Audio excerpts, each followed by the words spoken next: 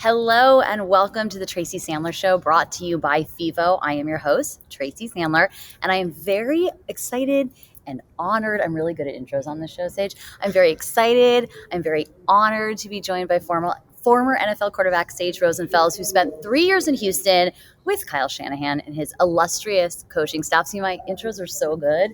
People aren't even here, and they're getting good intros. I don't know the last time somebody said they're honored to be around me, so that is very nice. You could also, you're humbled to be around me. I am humbled. I am humbled to be in the presence of such greatness, you guys. Yeah, well, I don't know about my greatness, but I was around some great coaches when I played.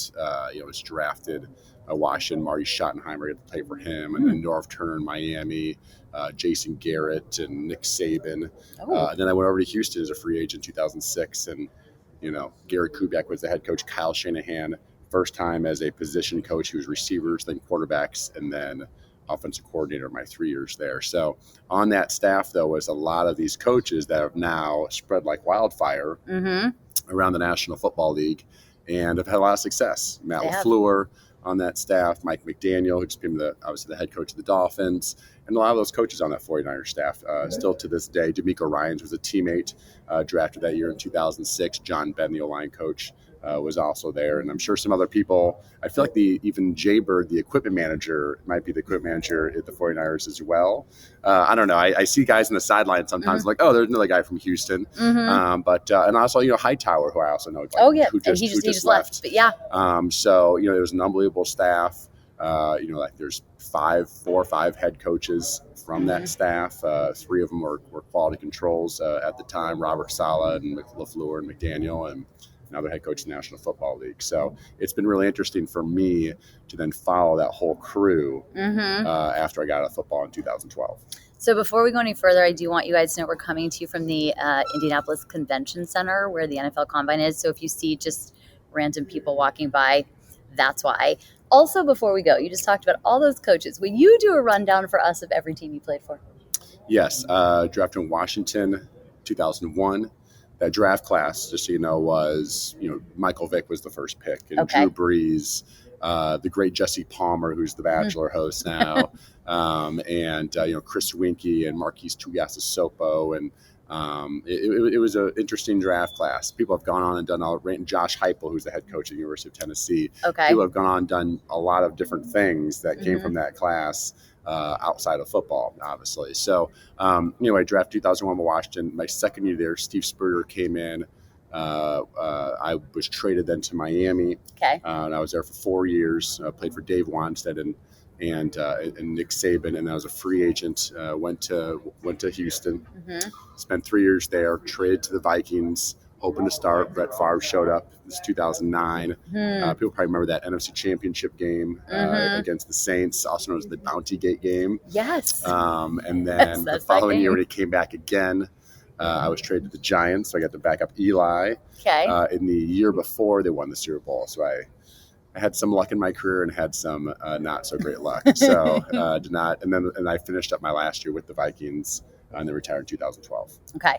Thank you for doing that rundown. It was quite the tour. It was definitely a journey. I consider myself a journeyman backup quarterback. When people say like, "Oh, you played football," I was like, "Yeah, I was a journeyman backup quarterback." And that's sort of because there's a lot of, not a lot, but there's a fair share of guys who sort of have that role. If you're a backup quarterback in the league for 8 or 10 years, you're probably not on just one team. True. You're probably on not even 2 teams. You're probably on 3, 4, or 5 teams. And so I like to say, there's certain criteria of a good journeyman backup quarterback, and one of those, if you have a second stint. If you have a second stint, you're not a complete jerk. So like that. So the team had you went somewhere else, and they brought you back. So you must be a halfway nice guy. So I had a couple of second stints in my career too. That's why I'm so honored and humbled to be sitting with you today. One of the great journeyman backup quarterbacks. And because you're not a jerk. I guess. A semi-nice guy. My specialty really was the preseason. Statistically, Nate Silver is a 5.38 or whatever. They did a story on me one time, and I have the greatest statistics of any quarterback in the preseason in NFL history. That's cool. Yeah, it's very exciting. I'm the GOAT of the preseason. Me and Tom Brady are GOATs of different seasons in the football season. But the preseason is very important for getting teams ready for the football season. So being the GOAT of the preseason is a big deal. Did they give you a trophy for that? No, but I should. Like a ring? I'm going to talk to Roger Goodell and see if you can do something about that. Because people say that preseasons doesn't mean anything, and to me, it meant everything. That's your season. So it lasted for 12 years. I actually, if anybody ever says that again, I'm going to be offended on behalf of Sage and be like, "Are you kidding me? This season is everything." It is important, and for in the backup quarterbacks, the 2 or the 3, you get a lot of reps. The starters might play none, so you're getting some starts in there. True. It's the only time I really got to come out of the tunnel and get to do the high fives. And then, awesome. of course, a lot of times the starters play a series or 2 series, and so you might get the second and third quarters. Sometimes, as a third string quarterback, you get the entire second half. We can have a whole video cast on my thoughts on preseason football. And here's one last thing. Please. If you're the third string guy and you're going to play most of the second half or even just the fourth quarter, you want to be losing when you go in the game. That's interesting. You want to be down 10 points. All right. So this is like heaven. It's all right, 2-minute drill the whole fourth quarter. You might get 20 throws in the fourth quarter, where if you're up by 10 points, it's going to be handoff, 3rd and 8. You're in a terrible position to be successful. So that's a very good luckily point. There's fair share games where we're losing in the fourth quarter when I was in Miami, and I got a lot of good fourth quarter preseason action. And you get a lot of 2-minute drills. 2-minute, you get a lot of throws in. You might do 12 throws on one 2-minute drive with completions and incompletions. And so, the preseason was my specialty. Wow, this has been really quite an education. You guys, I might be changing this podcast from the Tracy Sandler Show to the preseason podcast. Well, it's just as important as all the others. It is. It definitely is. In fact, so I was going to do, this is a spoiler alert for everybody, including Sage. I was going to do 5 fun facts with Sage Rosenfels at the end of this, and I think I'm still going to do that. You should do that. But I think I'm also going to have you do 5 fun facts on the preseason. We could do something like that too. Okay, so guys, keep watching. Don't turn it off yet. And there is a reason that I had you go through, I had 2 reasons actually I had you go through all of your teams. So I'm going to actually start with the second reason, because you talked about the preseason and the backup quarterbacks. And as you may or may not have heard, the San Francisco 49ers are going to have a new quarterback next season. I don't know if you've heard anything about this young kid, Trey Lance. Yeah, so kind of a big deal. And probably going to trade Jimmy Garoppolo. As I said, we're at the Combine. John Lynch said today, Jimmy is still are part of us. They have been listening to offers. As you guys have probably heard by now, Jimmy Garoppolo is going to have surgery on his shoulder. Chances are, though, Jimmy Garoppolo will not be a 49er next year. So Trey Lance comes in.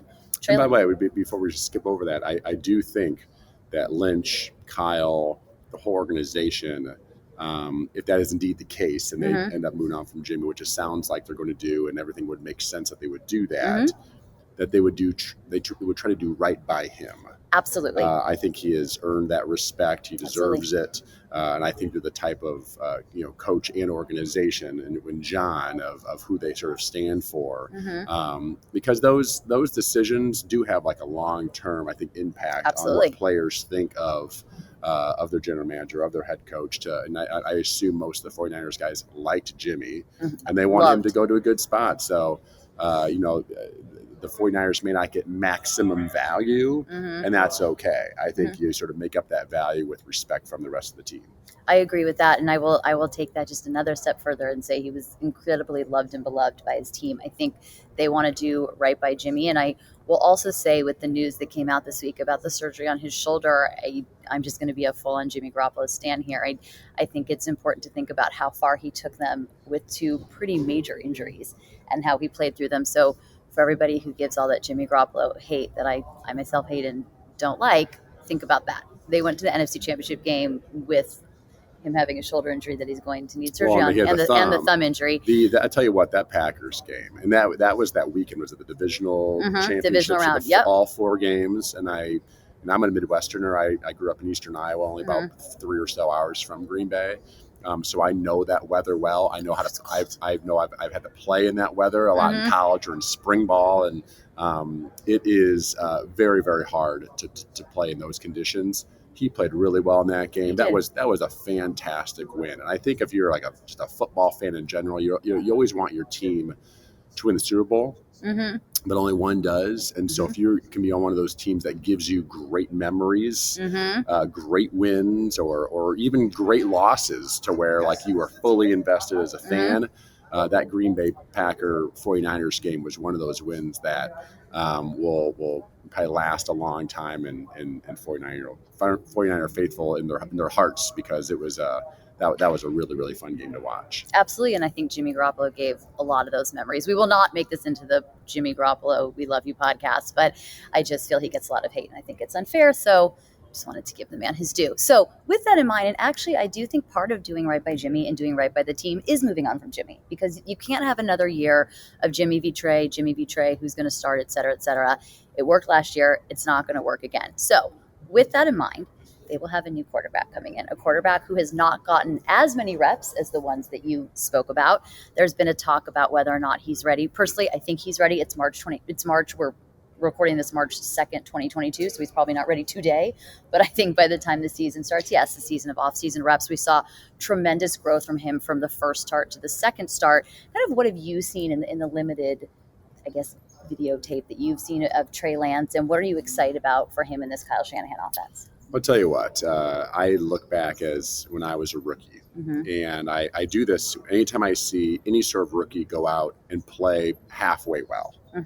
You know, Davis Mills with the Houston Texans this year. The Texans were terrible, but this is a third-round pick, and he actually played pretty well. Yes, he did. You know, he didn't miss guys that were wide open.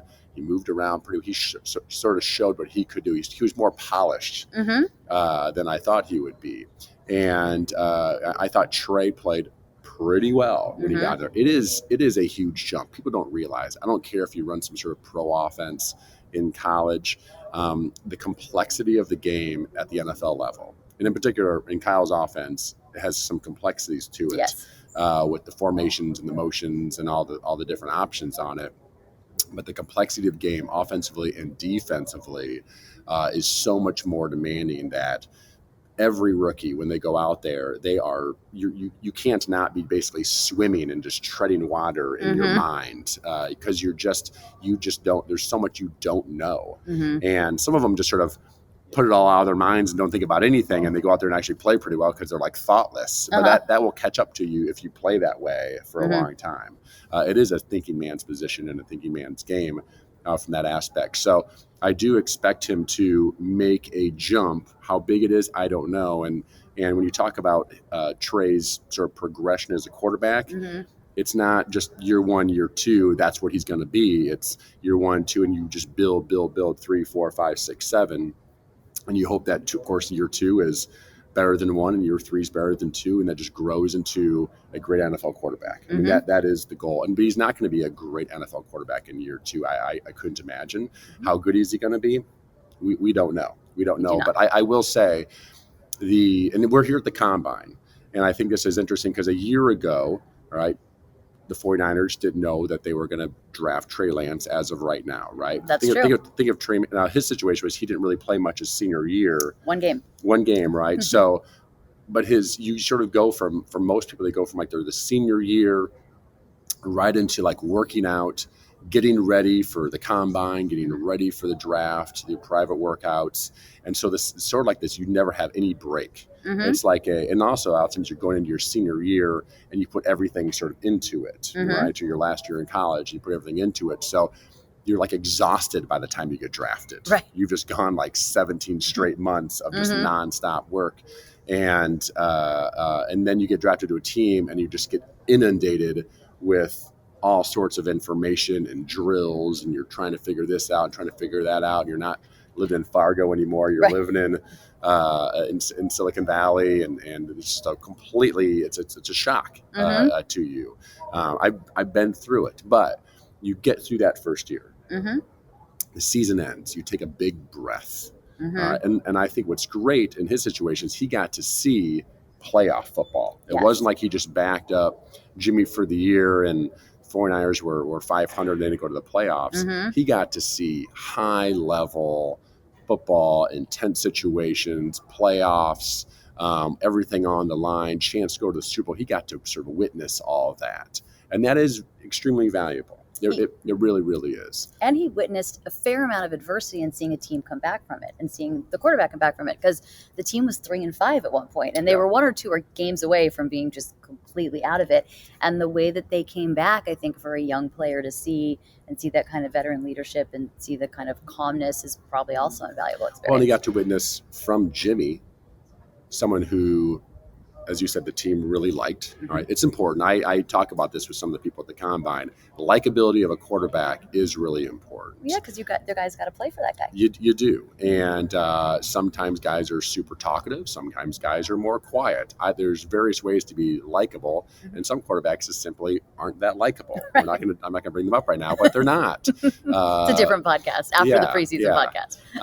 But it is really important. But he got to see the respect and how Jimmy earned that respect of the players and coaches in the organization. You get to see a guy that played hurt, found a way with all of his injuries to go into Green Bay against the MVP of the NFL and Aaron Rodgers and get a huge playoff win. He got to really witness that. But also he gets to now, as we're in first week of March, during the last few months, go back and rewatch those games. Right? There's no stress. There's no pressure. When you're in the season, you go back, you watch the game, and you move on. It's like, what's next? Now he gets to sort of slow things down. They get to break things down in various video cut-ups and try to, what can not he improve on necessarily, but just to get a deeper learning of that offense. And of course, him in that playing time, it's great to go back and analyze yourself, getting some playing time, whether it's preseason, regular season, just to go back and be like, I was doing that. And then you sort of see other quarterbacks throughout the league as you're watching film, and you go, man, how does Tom Brady throw? And you're like, man, if I could be 44 years old still throwing seeds out there, maybe I'm going to do this with my throwing motion a little bit. So I do think it's a great time to grow, and you grow by sort of going back, watching, and then applying the things that you want to improve on and that you've learned in those video sessions when you're actually on the field working with the quarterback's coach or your private quarterback's coach or Kyle or whoever it is, footwork, whatever it might be. You can actually, because when you're doing those drills when you first show up after the draft, you're just doing these drills. You don't really know what's the meaning behind it per se. Now he knows. Now those drills will make more sense to him. I think it's going to be very interesting to watch. I'm excited about him as a quarterback, and this insight is very helpful because a lot of people do not realize exactly what goes in on a daily basis. On being a quarterback, on being any NFL player, but especially a quarterback. And you brought up earlier Kyle's offense and how complicated it is. And I remember when Jimmy came in 2017, he was traded in October. He didn't really play until December, and even in those couple months, he said, I didn't even scratch the surface of this. And it took, an entire other off season to really learn the system. So I think that's important. So you brought up coaches. You're doing a really good job, by the way, of segueing me into all of my conversations today. And so I really appreciate that about you. Talk about the preseason some more? Yes, we're going to do that with 5 fun facts. So this one time back in 2006, I was playing in Miami and it was raining. We're playing the Falcons. And no, I'm just kidding. No, please continue. No, I don't. I'm just making. I want to know how compared to Green Bay in January, where it was so cold. You want to talk about the bus ride from Tampa back to Miami because there was a hurricane coming to Miami, and so we flew into Tampa and going across Alligator Alley, and the bus is shaking, and I'm sleeping on on the floor in the middle of the seats. What year is that? That's a preseason story. That's a good. That might be. We're going to bring that back for 5 fun facts about the preseason. But now I have to ask you, what year was that? I'm gonna say 2004. Something like that, probably 2004, I think. How long is the drive from Tampa to Miami? I feel like it was the year Ricky quit, Ricky Williams. He was like, I'm done with this. It was like a dumpster fire season, which included the preseason. He's like, if I'm not going to be the go to the preseason and I'm sleeping on a bus on the way from Tampa to Miami, I'm out of here. That was quite the experience. That's like a whole story in itself. We're going to have Sage on all the time, you guys. He's going to have to be a regular here on the Tracy Sandler Show. But you did bring up coaches. Again, humbled and honored to be with someone who just helps me segue so easily. And the 49ers have had kind of a mass departure of coaches on the offensive staff this offseason. Mike McDaniel, who was the offensive coordinator, is now the coach of the Miami Dolphins. Wes Welker, the wide receivers coach, is gone. He went with Mike McDaniel. John Embry, the tight ends coach, is gone. The quarterback's coach, Rich Gandarella, has got everyone is just there's been and so I'd love to kind of hear a little bit about with a team that is essentially going to have a rookie quarterback. Yes, it's his second year, but I think in terms of playing time, you could say that Trey Lance will be, for all intents and purposes, a rookie quarterback with a number of new offensive coaches on the staff. How does that affect everything? And what do you think that does for Kyle Shanahan and his offense? Well, one, I'd say it's not optimal. Right. You'd like to have, whether it's the coordinator or quarterback's coach, you'd like to have the same guys consistently year after year. What is optimal? It's the same offense, same head coach. So in a lot of ways, the most important thing is the same. It's not like he's literally learning a completely new system with new language and verbiage and because that is a challenge. Because when you bounce around as I did as a backup, going from team to team, it's like come to a new team and it's like learning literally a new language and trying to go and a lot of times they use the same words. But they mean different things from the previous team, so that gets confusing too. And can you give an example of that? I know that might be a weird question, but I'm just kind of curious. like a drive concept in the West Coast offense is like a shallow cross with an in route behind it. They call that drive. Well, I went to the Giants one time. We called something else drive. It was like a dig with a comeback or something. It's like, but we call that drive for some reason. Okay. And so, it's like football words. They just sort of use all these words, and a lot of times they change. And but people like to use these same words, or they'll use words like Falcon or something, and other team would call it Falcon too. Well, why? Because they put it in versus the Falcons, and it's for the F player on this team, and so it ends up being these like overlapping type of words. Anyway, no, it's not optimal for him to have a lot of new coaches on that staff. What is optimal though is they do have the same system, the same head coach, same guy calling the plays. That's the most important. But it is interesting. I talked to Wes Welker the other night. He was a situation where, of course, his family mostly lived in Houston. He had lived in Miami. He and I played with the Dolphins together, and so he was sort of more looking to go back to the sort of the eastern side of the country, I think. And Miami's not a bad place to live. No, definitely not. And so that was part of his reasoning, to go places. And listen, when you are a good head coach and you're a really smart offensive mind, you're going to have other teams want some of that magic. And it is a fact now that Kyle passed on to Sean McVay, passed on to Matt LaFleur, not Mike McDaniel. That knowledge has been passed down, and all those coaches are flourishing. So it's really a sort of a credit to Kyle in the sense that people want his coaches. And so most of them moved up in their jobs. Rich Gangrel is now an offensive coordinator or something. I think he always wanted to be that guy calling plays. And then even if he would moved up to being coordinator for the 49ers, he still wasn't going to be calling plays. He's still going to be Kyle, right? So I think he was looking for a little more of that responsibility to sort of have his offense, obviously at the University of Kentucky. So you saw different guys sort of move on for different reasons. And no, it's not optimal, but again, it's optimal that they have the same offense, the same guy calling the shots. And with the idea of that magic, is it make it easier for Kyle to get coaches to come work for him because people want to be a part of the magic? Yeah, I mean, there was a coach a few years ago I was talking to that was one of the quality controls on the staff, and he had been there for 2 years, and I was like, how come you haven't moved on? And because he'd been offered some quarterbacks coaching jobs in some other places, and he goes, well, I wanted to, and he stayed for another year. He goes, I wanted to learn more from Kyle because I just every single day that you're in the building with him,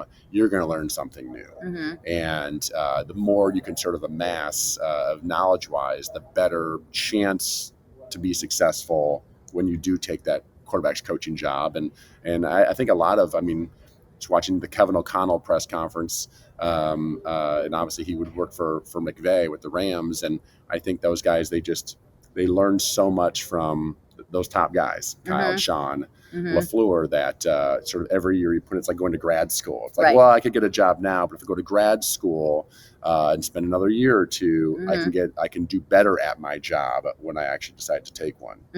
I guess that's probably the closest metaphor I can take. I never went to grad school, but Well, you are the go to the preseason, and they don't teach that in grad school. Once you go to the preseason, you don't need to go to grad school anymore. They just give you honorary degrees, I guess. Yeah, they must be pouring in those honorary degrees. I know, all over. I love that. Okay, this has been awesome.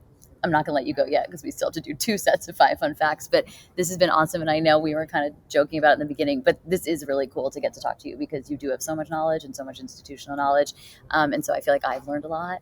And I'm sure our listeners have learned a lot too. So thank you. We're all humbled and honored. Well, I just want your listeners to know that I grew up in eastern Iowa, small town. My dad's from Chicago. Families really were Bears fans. I was born in 78.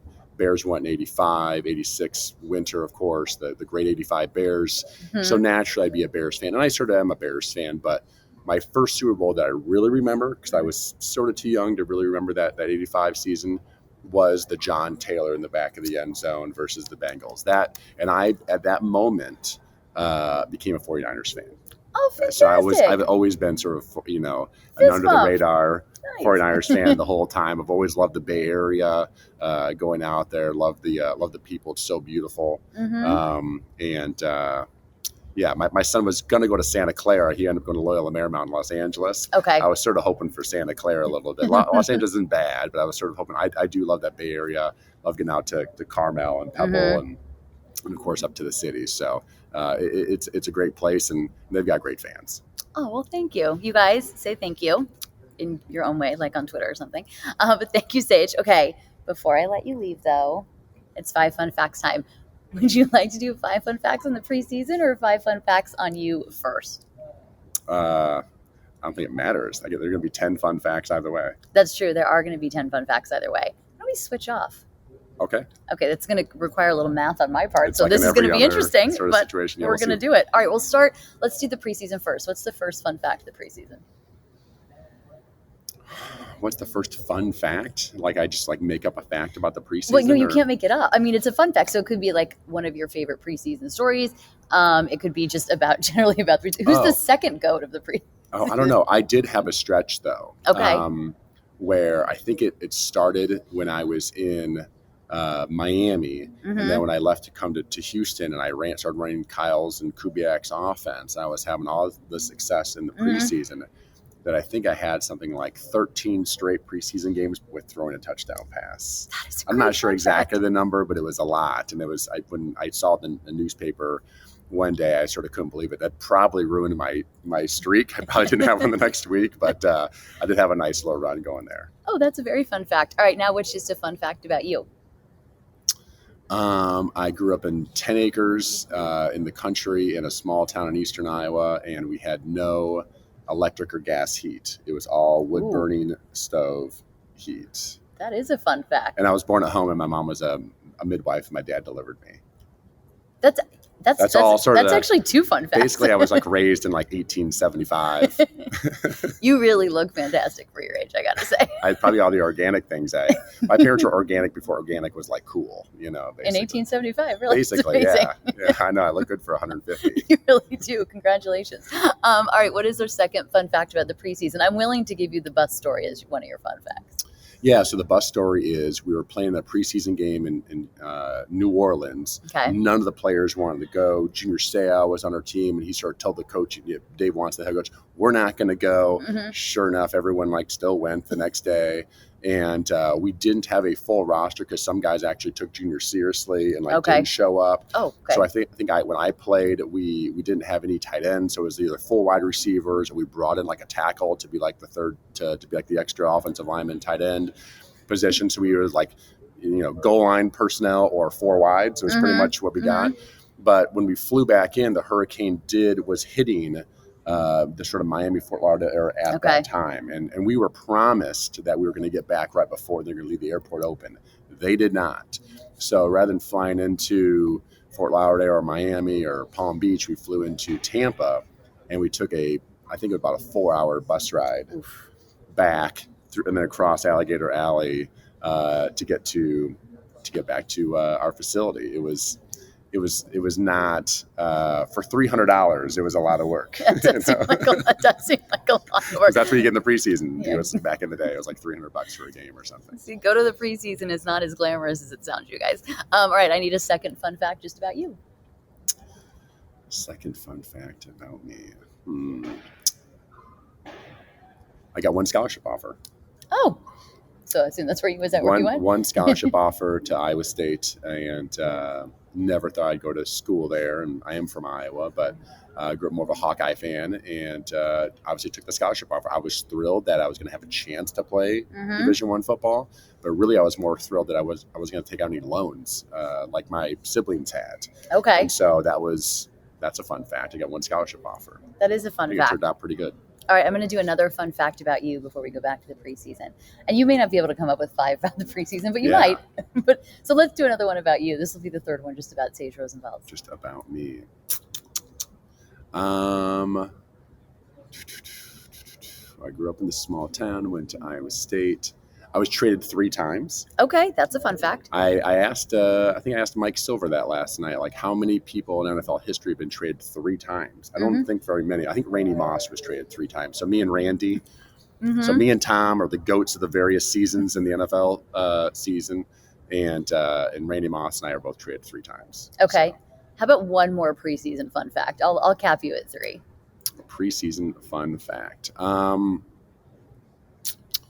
Let me think about this for a second. I think I played 50 preseason games. What are you, the GOAT? That's a lot of preseason Yeah, games. it's 12 years for a year, and then a couple of years I played 5 preseason games. Played in the Hall of Fame game with Nick Saban. Oh, here's a fun fact. Here's a preseason fun fact. Great, that's 4, guys. I started a preseason game in Osaka, Japan. With Steve Spurrier was the head coach, and we played the 49ers. Oh, the 49ers. You guys, this fun fact keeps getting more fun by the second. Yes. We took the game very seriously. The 49ers did not. I remember seeing T.O. In the lobby one time as I was going up to my room to get extra sleep because we had practice, and T.O. was going out, with an entourage. So I was like, oh, I think they're handling it different than we are over here. We won the game, but I think it didn't matter all much. They were a much better team. Maybe this is why the 49ers don't boast any preseason GOATs, though, because they're not taking it seriously. Yeah, deep dive into that one, you guys. All right, I think, you know what? I'm actually going to let the preseason start in Osaka, Japan count as one about you and the preseason. It's going to be a two-part. I played a game in Osaka, Japan. That's pretty cool. That's very cool. Looking back, I wish I got to see the city more. I do think their airport is one of the wonders of the world. Oh, I didn't know that. That's interesting. It's the Taj Mahal and the this and the that. I think the Osaka airport is. It's definitely not like Tokyo, from what I recall. It's a much more industrial. We played in a baseball stadium and a baseball dome as well. Interesting. And the only time the fans really cheered is when we punted or kicked off or kicked a field goal. That's the rest of the time they didn't. You'd throw a 40-yard touchdown pass and it was oh, what happened? And then you'd punt on 3rd and 15 and it was oh my God. That's really so funny. that was a unique experience. That's awesome. I love that. All right, I need one more fun fact just about you. And then you're free. I'm the 4th of 5 kids. Oh, that is a fun fact. 3 boys in the middle, 2 girls on the end. And I probably got my love of sports from my oldest brother. He really, really loved sports. He was the guy that would spend hours in the driveway shooting hoops. Always grabbing me let's go shoot hoops together. Let's go play one-on-one. Let's go throw the baseball together on that 10 acres. And so I probably became an NFL player or a good athlete from my brother's passion for sports. He ended up 5'11", in a very different body shape than mine, and I ended up being 6'4". So I got there's some luck involved there. So I always say to people, if you want to train want your kid to be a pro athlete, have 3 boys and have the 3rd one be the tallest one, and have the other 2 love sports. And so that's a great way to grow an NFL quarterback. Sage advice from Sage. Yeah, there you go. That was a new one. You got me. Sage, thank you very much for joining today. This was a lot of fun. Thanks for having me on. Absolutely. Appreciate it. Absolutely. If you guys like what you heard, and I know that you did, please make sure to leave us a 5-star review. Don't forget to follow us on Instagram at Fangirl Sports Network. And we were brought to you today also by Bet Online. I will talk to everybody next week. Bye, y'all.